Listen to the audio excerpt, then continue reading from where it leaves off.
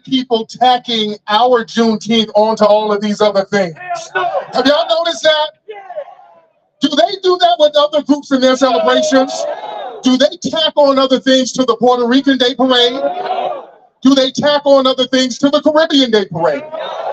Do they tack on other things to St. Patrick's Day? On St. Patrick's Day, they're like, everybody, you gotta wear green. That's it. With us, Juneteenth, they got pink colors, rainbow colors, trans colors, all of this stuff. They want to attack all of this stuff to Juneteenth. We're not the muse for everybody. You're not going to use us as muse anymore, right? Right. I saw some stuff out here in DC. Celebrate Juneteenth and Breast Cancer Awareness Month. We're not hating breast cancer, but this is about us and our foundation of Black American lineage. We are good enough. Our family, we also got to pay honor and respect to the brothers and sisters in Tulsa who received a harsh injustice. We're still standing with them. We haven't forgotten about them. That was a horrible injustice. And we're going to stand up for them. Because the white supremacists like to use the excuse, well, the people who were harmed, they're not here anymore. Those people stayed here for over a century to see that justice is going to be served. And we're going to take the baton and make sure that that happens. This country has created and committed war crimes and paid the people they committed war crimes against. In World War II, when they bombed Europe, did they have a Marshall Plan that they gave them money for? Did they give money to Japan? They even gave money to Vietnam. Right? They gave money to the Iran hostages in 1979. You understand that? They gave money to the victims of 9/11. But when it comes to us, everybody wants to act like they don't know how to give us the compensation we're supposed to get. And we're saying no more. Now, family, we're not going to take any excuses that people give us when it comes to reparations.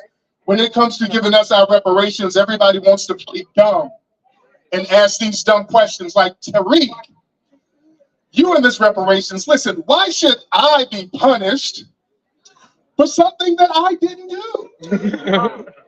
Well, here's the thing. We black people, we get punished for stuff we didn't do all the time. Every time there's a crime in Chicago, we all get blamed for it. We ain't got nothing to do with that. If there's a crime in New York, they start stopping and frisking everybody. We all get punished. And also, us getting reparations, look at how the language is. Punishment. That's not a punishment. If we get reparations, that's going to stimulate the economy. We're not foreigners, so we're not going to send money outside of the United States. That money is going to bounce within the United States and stimulate the economy.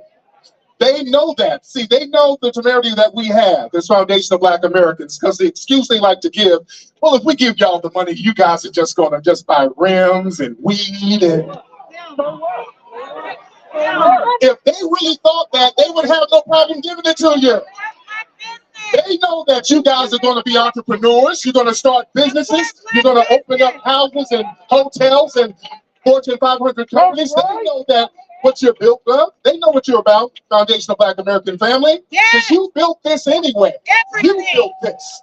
Everything. This city that we're in, Benjamin Banneker designed this city, Foundation of Black American. All right? That White House down the street, Foundation of Black American hands built that house. We're not taking excuses. Another excuse they like to throw at us, well, how can we tell who's eligible for reparations? Everybody's just so mixed up. Well, family, when we owe money, the government knows how to find us, don't they? If we owe child support, brothers, they know how to find you, don't they?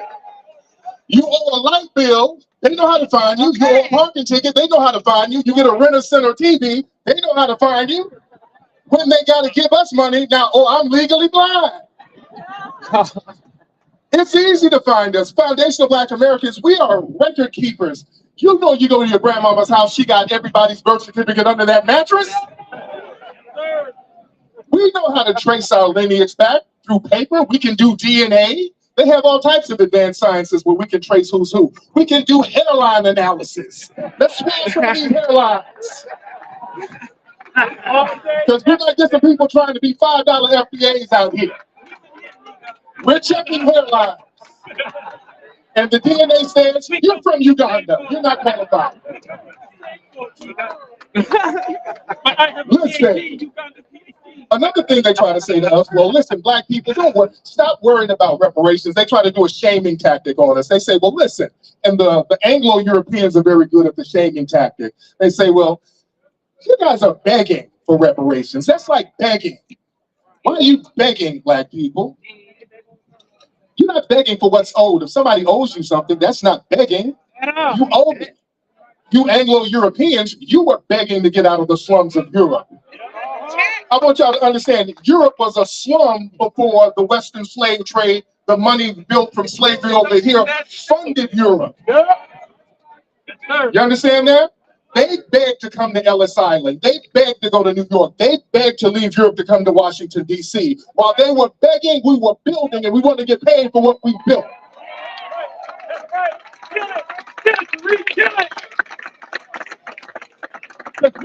Another thing they try to do is say, well, how about individual responsibility? Just work hard. If you work hard, you wouldn't need reparations. No. Because see, they attacked us and oppressed us as a group. We couldn't get out of slavery because of the federal government. The federal government had us tied up in slavery. They used the military to go into Florida during the Seminole Wars to get black people to try to put them in slavery. They used the Fugitive Slave Act. When we did go to free states, they would use that to come get us and put us back in slavery. You understand? So our Foundation of Black American Family, we fought against that because they even had dogs that were trained to go and hunt us. This was government sanctioned. Now, some of our FBA family, they learned how to kill those dogs by crushing up glass and baking the glass in bread and frying the bread. They're called hush puppies. Did y'all know that? Oh, they hush the puppies all right. Oh, God! That's right. Shout out to Brother Umar. Shout out, though. Shout out. Listen. I'm in California. California, family, they threw some numbers out there. See, when you talk about reparations, people, they'll kind of lurk around and wait on some numbers. So now some numbers have been thrown in California. They threw an $800 billion number out there. And boy, people lost their minds. The first people to lose their mind were the immigrants, the Hispanic immigrants. The white Latinos. They were the first ones to come out and say, hey, hold on, wait a minute. I just got here. Why should I owe? Why should I be on the hook for something? I just got here. Well, damn it, you just got here. You're getting all of our tax dollars. You're here because of us. Y'all going to D.C., New York, and Chicago, and all of these other cities, you're getting debit cards with all of our tax dollars on them debit cards. You should be the main ones cheerleading for us. If it weren't for Foundation of Black Americans, you'd be down in South America on a donkey with coffee beans. No disrespect. But we keep in the door for all of these people to be totally ungrateful when it comes to us, because people feel like anything we get, they have to get, and that's not what it is. Another thing people try to say is, well, how about instead of going after the government, just go after individual entities and institutions that had you enslaved? Here's the problem. All of the institutions in America are based on anti-Black racism. I want y'all to really understand that, all of them. The medical industry was based on anti-Black racism. They were experimenting on us. The banking system, they were putting in money to enslave us. The railroad system, we were doing the railroad system. We had to build the initial railroad systems. You understand? The insurance companies, they were insuring enslaved Black people. Wall Street were trading stocks and bonds. We were the stocks and bonds. All of these institutions, the entertainment industry, the first form of entertainment in America were minstrel shows. The first blockbuster movie was A Birth of a Nation. and the music industry. All of these things were based on exploitive, anti-Black racism, even now. And then they try to say, well, we have to have a lot of this minstrelly, all of this minstrel show nonsense and buffoonery in the music and in the movies, because if we put something positive out there, oh, you Black folks don't like that. Liar. You like crooning and buffooning. That's what you guys like. Liar. Family, we just released a movie called Microphone Check. How many of y'all saw Microphone Check? This is a movie we did, grassroots, have an intelligent conversation talking about foundational Black American culture. We were selling out theaters here in DC and all over the country. They didn't tune in to see buffoonery and shucking and jiving. They wanted to hear truth to power. You're here today, not for buffoonery and shucking and jiving. You're here for truth to power. Are you here for truth to power? Yes. Are you here for truth to power? Yes. Give yourselves a round of applause, ladies and gentlemen.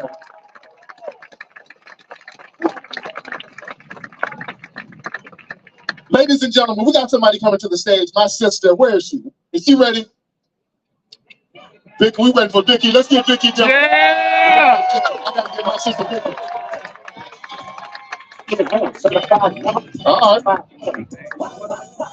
about to get our sister in here, ladies and gentlemen.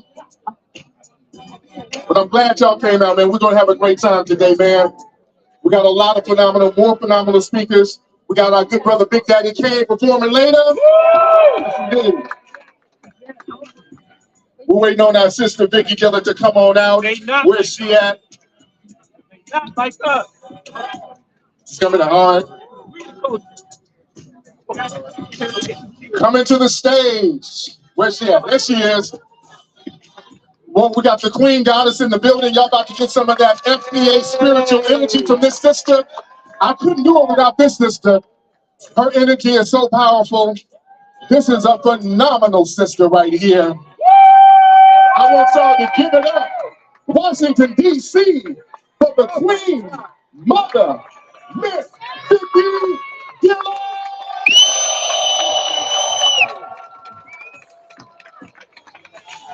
Give it up some more.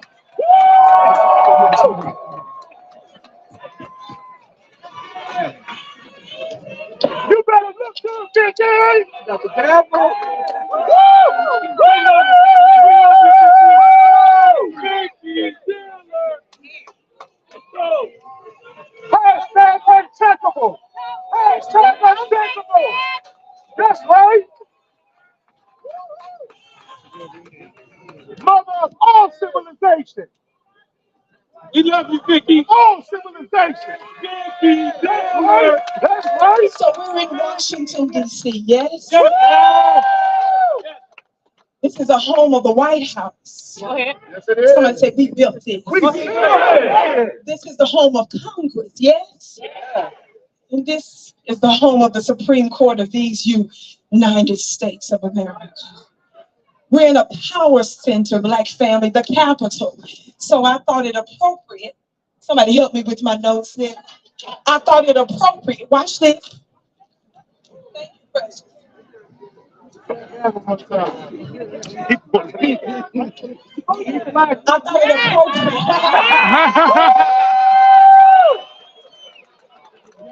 that we hold Congress and court all at the same time. All rise. I said, all rise. All right. The honorable foundation of Black Americans in session. And we're not alone. I hope you understand that simultaneously the ancestors are holding court. People are wondering why they all of a sudden asking for reparations after all this time. How many of you all know that here and now we rep them? We are the divine lineage, and they're using us and manifesting through us and by us, and we coming to get out. Yes.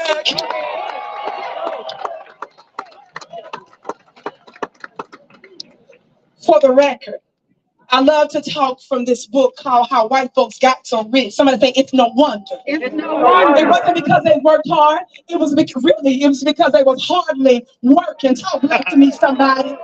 I want to remind you and just tell you just a few things in terms of laws and legislations that were directly or indirectly having to do with the codification of our oppression after they claimed they freed us from chattel slavery. Yes? Yes. Just a few of those things is what they call this Indian land grab that directly and indirectly affects us. In fact, the great Dr. Claude Anderson reminded us what? He said that those the Indian laws and treaties, actually they're provisions for black folks too. He told us there was a such thing as $5 Indians, right? Where white folks was paying $5 so that they could get the benefits that was actually meant for some of us. Some of the original Indians are what? Black folks, and there was a provision for us. He told us in his powerful books that not only that it was the Indians themselves, the $5 ones and the otherwise that were actually enslavers. They were the ones that was catching us. We were told that the U.S. government gave them money and resources to pay us and to free us, and even they refused, so they owe us too. And then I had a meeting just a couple of months ago with presidential candidate Robert F. Kennedy. We had a conversation. And you ate them up. Steak in the You grill. ate them up. Somebody said I ate him up. Watch this. I reminded him that he was there representing his bloodline.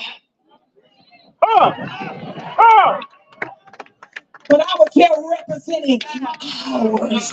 Watch this. He was showing deference for the German Holocaust. And none of us disrespect the oppression of any people, do we, family? But how dare you sit here and talk to me about a German Holocaust when we've been experiencing a 500-year black Holocaust? Watch this, watch this, watch this. And every religious group, including them folks, had everything to do with our enslavement. They all owe us, sir. But not only that, I'm bringing that up for a reason. Not only that, I told him, I said, watch this, watch this, watch this. I said, theirs lasted approximately 5 years. I was lasted about what? 500 years. And we have not gotten one red cent for reparations. Watch this, watch this. He wanted to tell me about somebody that marched with Dr. Martin Luther King. Baby, no disrespect, but we're not talking about no photo op. We're talking about somebody that has to help substantively assist those of us who created these United States of America. And after you said you freed us, guess what black folks did while we were still in under Jim Crow, just up from chattel slavery? Didn't we don the uniform, go over to Germany, and free them from Hitler, only for you to turn around and come here and call us anti-Semitic? You got us messed up. Somebody say overruled. Objection. Talk black to me, somebody. Y'all sound mighty good. Yeah, Vicky. Bring it, Vicky. We're going to run right through, Vicky. I want to be a little technical because we're in DC. I only got a few minutes. But since we're here, it's real easy for them to make us think that we've overcome something. Now, you've given all this money to the white Ukrainians, yes? God, today, hundreds of billions of dollars. That's a hell of a down payment for reparations. And then we find out what's his funny looking self, Lindsey Graham. Didn't he just go on television and tell us that the reason why we really fighting this war in Ukraine, this proxy war, is because they got trillions of dollars in minerals in the Ukraine, and we don't want to give that up, he said, to Russia and China. Did y'all hear that? That's our reparations. That's why I keep up with geopolitics. Watch this. Legislation, the Indian land grab, yes? Y'all, we're in Washington, D.C., yes? Yeah. So we got to get real technical with this. Watch this. It says what? Jefferson's curse. We're talking about slavery, the most profitable business of all time. Somebody say all time. Oh. Watch this, watch this. It's sugar to cotton to oil. It says Jim Crow laws, right? New slavery, sharecropping, predatory lending, debt slavery, yes? The curse of Ham notion, labor unions, white domestic terrorism, compromise of 1877, Asian exclusion act, citizenship and immigration, Plessy versus Ferguson, the president of white supremacy, Woodrow Wilson, public education, student debt, slavery for black people, wealth for Wall Street and the government, the stock market, subprime mortgages, stay downtowns, homestead, the land is ours, forest administration, public housing, federal housing administration, the black tax, social security, pensions, unemployment insurance, National Recovery Act, minimum wage laws, homeowners law, loan corporation. Give me just a minute. We got to be technical in DC. Veterans Administration, and y'all, this DC humidity is not playing with the system of the current race. This has bigger than normal, about 3 more times the size. Watch this, watch this. Veterans Administration, mortgages and racially restrictive covenants, U.S. Housing Act, Black consumers, slaves, forced consumerism, and economic dependency, aid to families with dependency children, which is AFDC, the GI Bill, yes? The GI Bill, yes? Building of American cities, affirmative action, corporate welfare, police power, prison industrial complex, war on black drug users, white liberals, race manufacturing, Hollywood and racial propaganda, black talent snatching, healthcare, inheritance, a good old board network, grandfather clause, bribery, politicians, lobbyists. Ain't we in DC? Lobbyists, lecture circuits, revolving doors, government sabotage. Somebody say FBI COINTELPRO. Warmonger welfare, foreign policy, and wars of aggression, false flag operations, white collar crime, organized crime, illegal drugs, patents. Somebody say patents. We in DC, we gotta be technical with this mug. University patents and business, and what? The Federal Reserve. Crookery. That's just a few legislative things that you got to understand how they intentionally and technically codified our oppression in law, and it still exists today. You owe it back to us, America.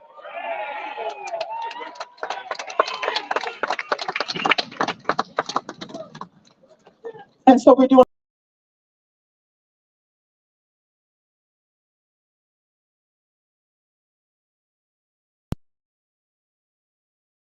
With history real quick. They playing by this 500-year Holocaust. Watch this, watch this. Hitler got his inspiration from who? America! America! Wait a minute, I need you to say it again. Who did Hitler follow for his eugenics? Who did he copy? But they want us to believe that he was the worst of the worst, and he got his points from anti-black. Racist tactics. America, you owe us. And don't you forget it. Watch this. Couple more things. I'm going to go sit down. Can y'all hang with me for just one more minute? For just one more minute? So when I met with RFK, thank you, Precious. I quoted something from Thomas Jefferson. How many of y'all know anything about Thomas Jefferson? Generate. What y'all know about Thomas Jefferson? Y'all know I'm a spiritual, right? Don't play with it, don't play with it, don't play with it. Watch this. I gotta get the quote right. I want to get the quote exact and right. Here it is. Watch this. You had that man shook at the table, Vicky. Yeah. I'll say, brother. Watch this. In a couple of different places in history, Thomas Jefferson knew that America would have to pay for her original sin. Are y'all connecting the dots with why all this stuff that I'm talking about, making the case for reparations? Are y'all with me on this? I'm trying to let you know that one of their so-called founding fathers, that are pedophiles and slaveholders, criminals and stuff, who they revere. Watch this, watch this. He said in one place, "Indeed, I tremble for my country when I reflect that God is just, that his justice cannot sleep forever, that considering numbers, nature, and natural means only, a revolution of the wheel of fortune." Somebody say wheel of fortune. An exchange of situation is among possible events. Watch this. That it may become probable by supernatural interference. Somebody say supernatural interference. He was stripped out because he was concerned that there would be a wheel of fortune, a changing, or turning, a spiritual interference having to do with them having to pay a price for their enslavement, their original sin. And so I want you to know, beloved, that that's exactly what we're here for now. Yes, I'm almost done. Yes. I'm almost done. I'm almost done. I'm almost done. Now with this new contract, y'all, because we're in the place of paperwork and document. Yes? Is that where we are? Yeah. I want you to understand as I teach my students in my mystery school, shameless plug. That's right. That we come to this realm under contract. And proof of a contract is when your mama went into her contractions. Yes. Y'all just missed it. You just missed it. Somebody said, what's the root word of contraction? We with you, Vicky. And doesn't she shed blood? Yes. And And so it's sealed in blood. I want you to see your lines, your bloodlines that you rep here, baby. America owes us a different kind of contract. The royal bloodline that's here, that's representing us. Can you imagine with me just for a minute?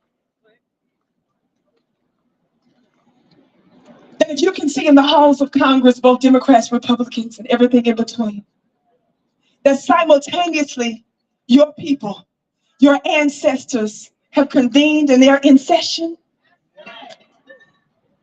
And they're actually the ones that's moving and motivating us for such a time as this on their behalf. One of the things I told Robert F. Kennedy is, baby, America is doomed. But I'm not the only one that told you America's doomed. I wonder who else said that. Where's the White House from here? Where's the White House from here? It's down the road. Okay, how many of y'all remember a couple of months while Joe Biden was waiting to take the oath of office for the upcoming January? Do you all remember that the black bootlicks were humiliated after they helped to get him elected? Him and Kamala ignored his funny looking self. That's from the dictionary, not the dictionary. It's from the dictionary, not the dictionary. That's my book of words. Didn't they ignore his funny looking self? He ignored them, rather, right? So the Urban League and some of the NAACP folks got so upset they started to blast him what? On mainstream media, didn't they? So you ignoring us now. Watch this. They said he ain't even taking our calls. So him and Kamala met them where? On Zoom. So I said, no. Because they went public and they embarrassed them. Watch this. And in that meeting, that Zoom meeting with so-called black sellout leaders, he said to them with raised voice, and he actually used a cuss word during that exchange, but guess what he said? He said, America is doomed, not just because of black people. Yeah. Yes, he did. Did he say it, somebody? That's exactly. He knows the same thing that Thomas Jefferson knows, don't he?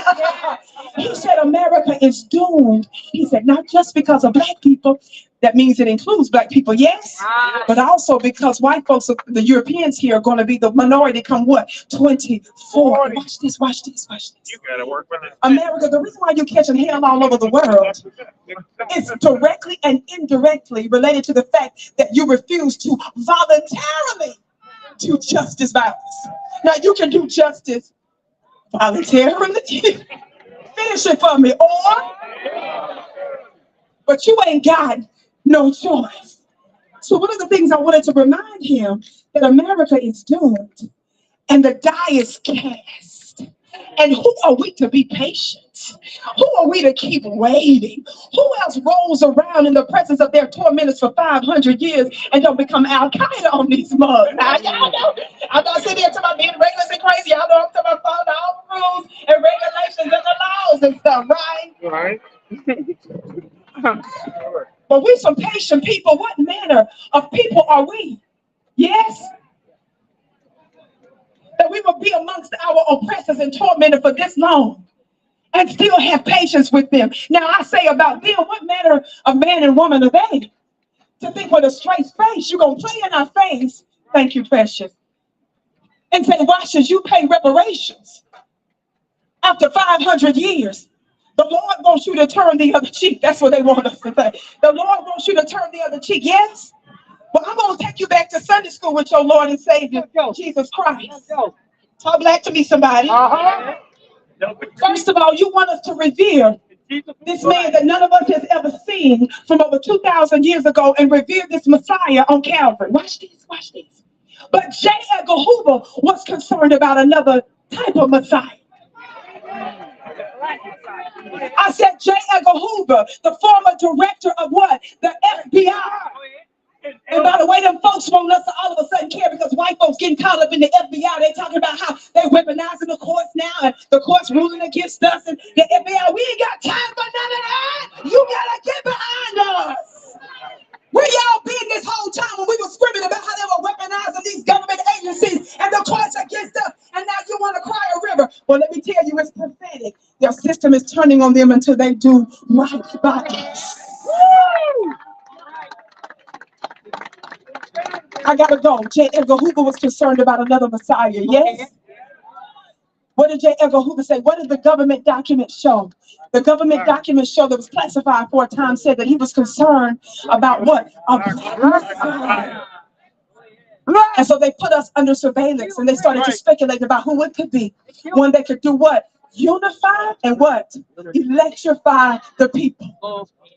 Well, let me say something to you, and I don't want to offend you. But if we're talking about a stringy-haired, blue-eyed, pale-faced Jesus in a place you call Calvary over there in the Middle East, because you're worried about him being strung up on a tree, I want to say to you something. There are a whole bunch of Calvaries right here in these United States of America. Our mothers and fathers were lynched, and their bodies weren't kept intact. They were set on fire. They were dismembered. They ate the phalluses of our fathers. Talk back to me, somebody. They burned our mothers. So if you're going to say anything to me about somebody, we need to reverence some Messiah, baby. Let's talk about the one that J. Edgar Hoover was worried about. And I'm bringing them up here and now to say, for their sake, we are demanding reparations. And for those of you that's rich enough, those of you that say, I'm good, I don't need the reparations. I don't need that. And the other group, I'm gonna deal with you real quick and I'm out of here. Well, black, the reason y'all can't get legally no reparations, because you're using the word black, and you gotta be a nation to be black. Stop using the word. Let me help you understand something. Let them help them.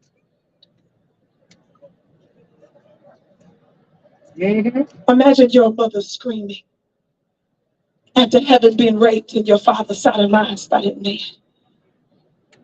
Imagine them running with terror. Imagine them seeing one of their other families and loved ones stuffed into a barrel with spikes inside and rolled down a hill. Imagine the terror of that. Our demand for reparations is not about what economic situation you find yourself in now, fool. It's about the blood of your mothers and fathers that demand it.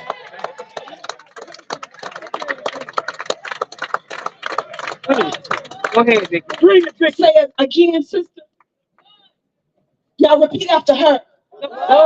Repeat after her. Repeat after her. And for those of you that say black, can I get real esoteric on you real quick? Because y'all tell me, I know y'all in here, some of y'all standing here listening to me now, some of the haters especially. Watch this, watch this. Don't y'all tell me that the reason we can't get it is because we use the word black, and the word black means what? Yeah. Say it again. Yeah. Say it louder. Yeah. Say it louder. Yeah. But what you don't understand about that word black and dead, that some of the sacred ancients, including the Egyptians, understood the realm of the dead, which has to do esoterically with your ancestors, which is the high courts. Do you understand?